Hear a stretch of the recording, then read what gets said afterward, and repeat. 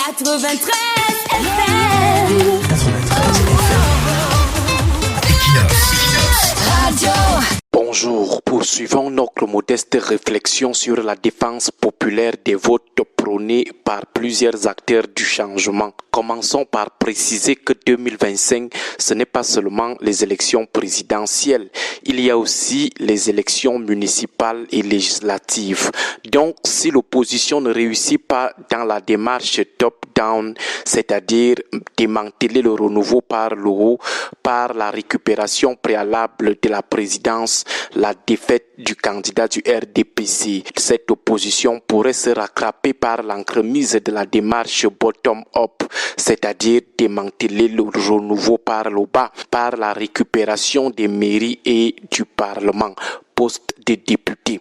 Cette dernière approche nous semble d'ailleurs la plus jouable et la plus efficace dans le démantèlement effectif et complet du système du 6 novembre. Voilà pourquoi nous soutenons les inscriptions sur les listes électorales et la participation massive, parce que tout ne se limitera pas à la présidence de la République, il y aura aussi d'autres élections.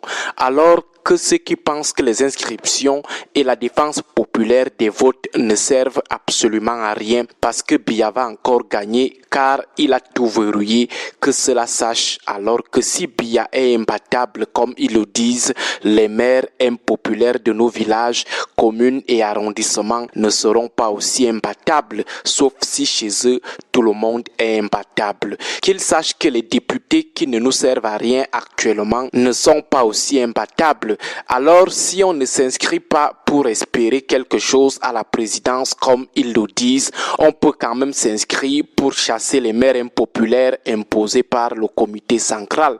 Donc, 2025, ce n'est pas seulement les élections présidentielles. Précisons également que les inscriptions sur les listes électorales n'empêchent pas ceux qui proposent autre chose de promouvoir et d'implémenter cette autre chose. Il n'y aura pas de conflit ni de tamponnement des démarches. Ces autres choses ne seraient pas incompatibles avec celles que les promoteurs de la participation électorale massive en 2025 proposent.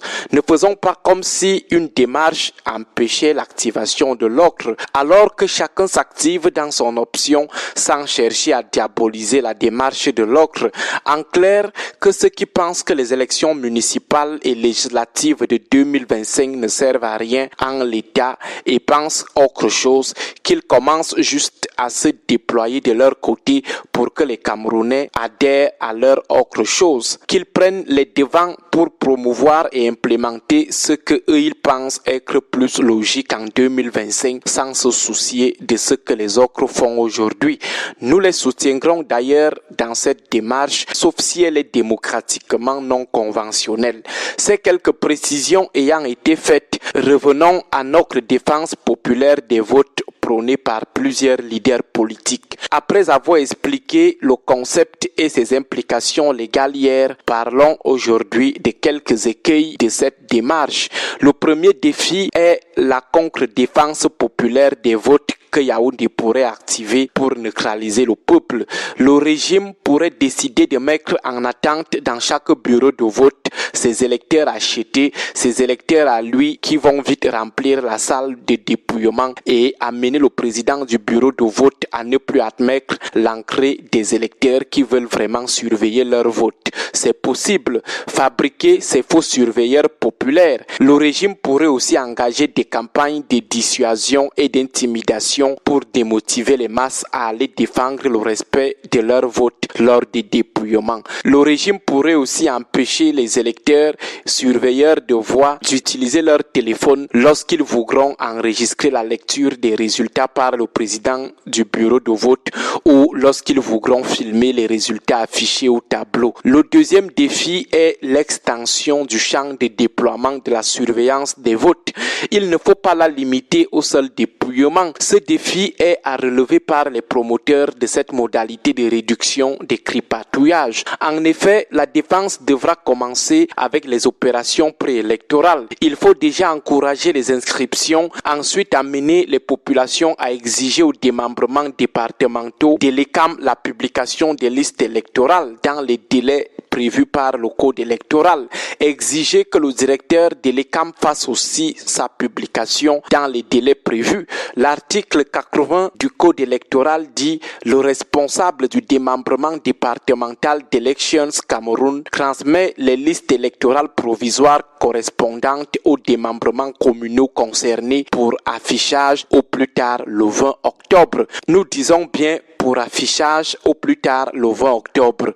Le directeur général de l'ECAM, quant à lui, a jusqu'au 30 décembre pour publier la liste nationale des inscrits. Le troisième défi est la pression que les forces du changement doivent maintenir sur l'objectivation et l'impartialité du jeu. La question du code électoral et de la neutralité des gens de l'ECAM et du Conseil constitutionnel. Enfin, le quatrième défi est la présence des candidatures de l'opposition dans toutes les circonscriptions. Par exemple, aux élections municipales, que l'opposition ne nous fasse pas ce qu'elle fait souvent, qu'à la fin, elle ne peut plus présenter des listes dans les 360 communes. Sinon, ce sont des sièges d'office comme ça au renouveau à ses accompagnateurs. Bonne journée à vous tous. 93 FM.